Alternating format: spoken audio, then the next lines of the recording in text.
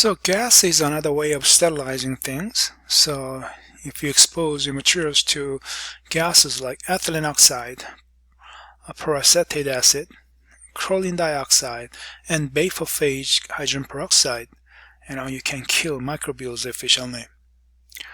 Out of these, formaldehyde and propylene oxide or beta propylactone and ozones are gases that are less used because they are kind of toxic, or maybe air contaminating agents, the pollution agents. Okay, so people move away from using these, of course. So plastic containers, gowning materials, plastic devices are the materials that are heat sensitive, so you cannot use heat for sterilization. Then you can use gas instead. Okay, so ethylene oxide is the most popular gas sterilization method. Okay, so it is an alkylating agent that is very potent penetrating, but it is also carcinogen, so you need to be careful. You don't want to expose yourself to that. Okay.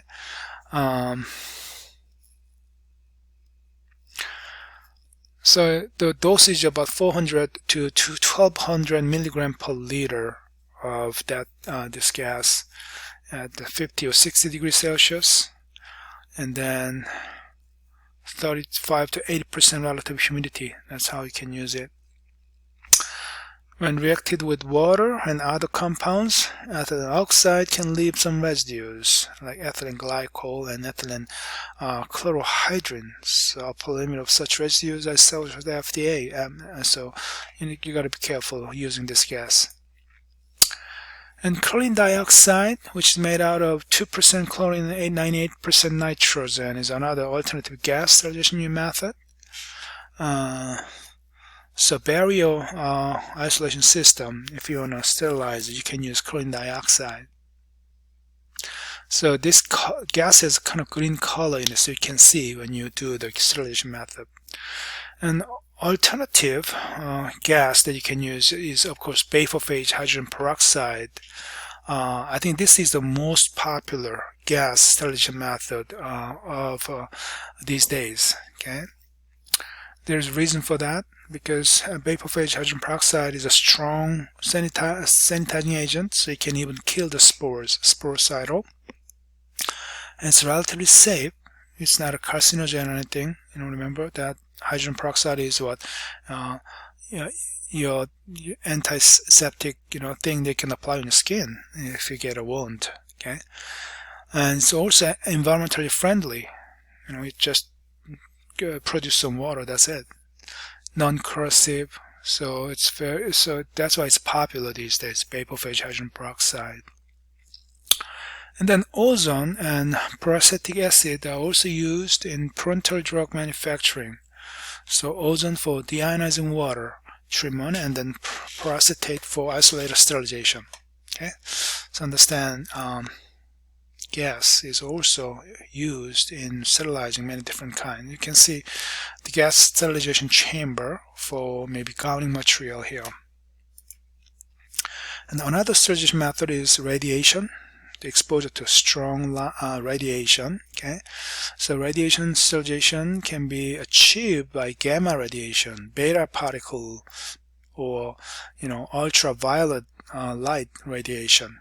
Okay, so radiation can damage nuclear proteins in the microorganisms, the DNA or proteins, so it's very effective. Depends on the dose and the time. So you can use this for the items that can be sterilized by gas, kind of same kind of effective method.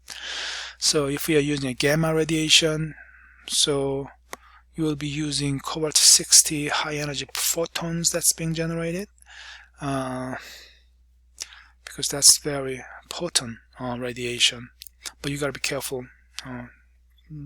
Your cells will be damaged as well if you're exposed to that. And beta particles are ionizing radiation, very strong energy carrying radiation. So that's less penetrative. So gamma is the strongest, and then beta. UV is the weakest, of course. UV light, it's the only surface sterilization method. It doesn't penetrate at all, so it's inefficient.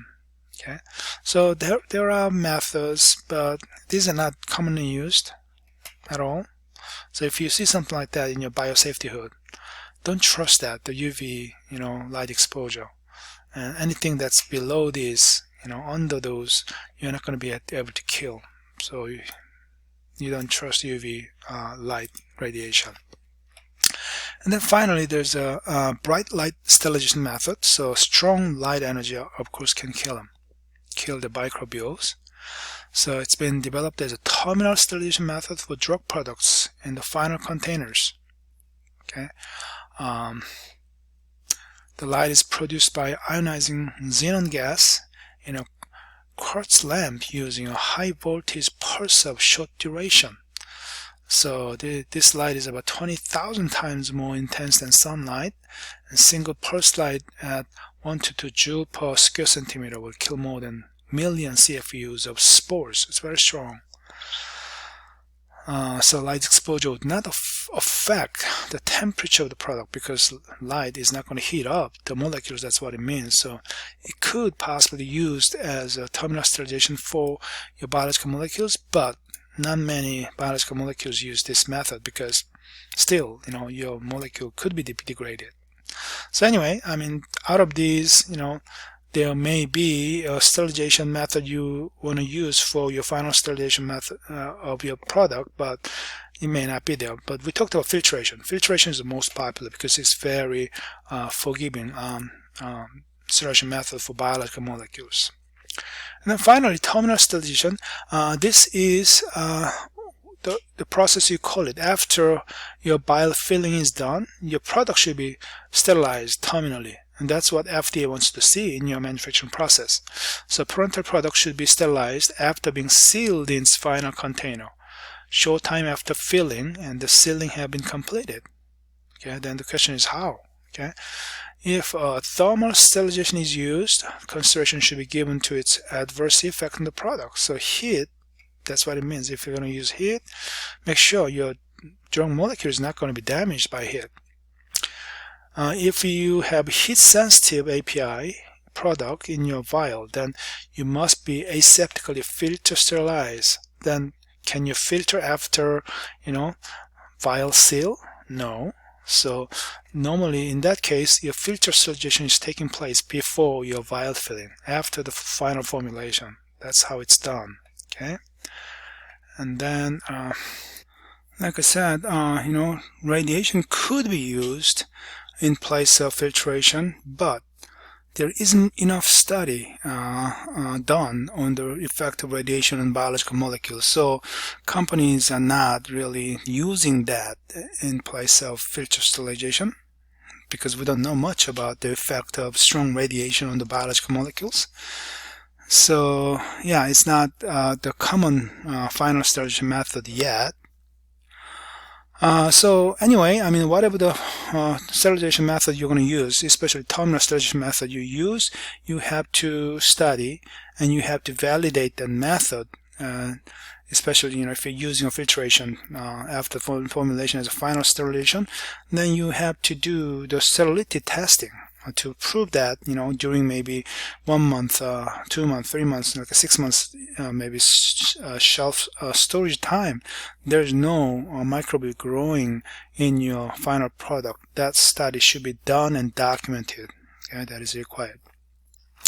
The biological indicators containing heat-resistant spores used in physical parameter indicator during validation. Yeah, you've seen the biological indicators, so you could use those. That's what it means. Okay, and then finally, the assignment questions. So, question number 1: define bioburden and explain why understanding bioburden is important in cGMP. So, bioburdens are microbial contaminants that can go into your product, that can do harms, right? Then why do you need to understand them? So you need to understand who they are and how you can kill them. So to come up with a strong, sterilization or sanitizing method against them, because you don't want them in your final product. And then list 4 major sterilization methods. So we talked about heat, steam heat, dry heat, And there's a gas-based method, different gas, like ethylene dioxide, or maybe vapor phase hydrogen peroxide. And then strong radiation, gamma radiation, UV light or beta radiation, or finally maybe what was the final one again? Maybe bright light, possibly. And then another method will be, which we did not talk about, is a filtration method, right? And then list 4 different gases used in gas sterilization. Again, go back, gas sterilization method. So what are those again? So ethylene oxide, peracetic acid, chlorine dioxide, vapor phase hydrogen peroxide.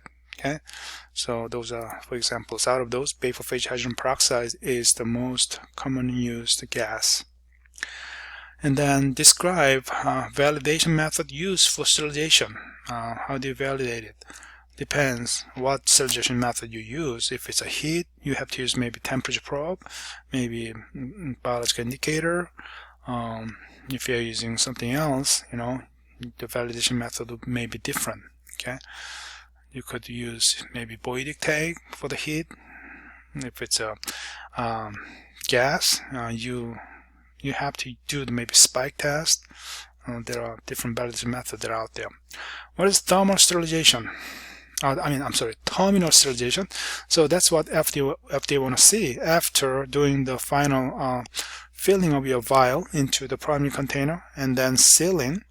And they want to see the additional sterilization method, but some cases that's not possible after filling. That has to take place before filling, because your drug may not be, may not be withstanding the terminal sterilization. So yeah, but that's a requirement. You need to understand the final sterilization method you're going to have in your product. That's what it is. Okay, so that's it. So please find the answers for these questions and upload your question in your assignment section.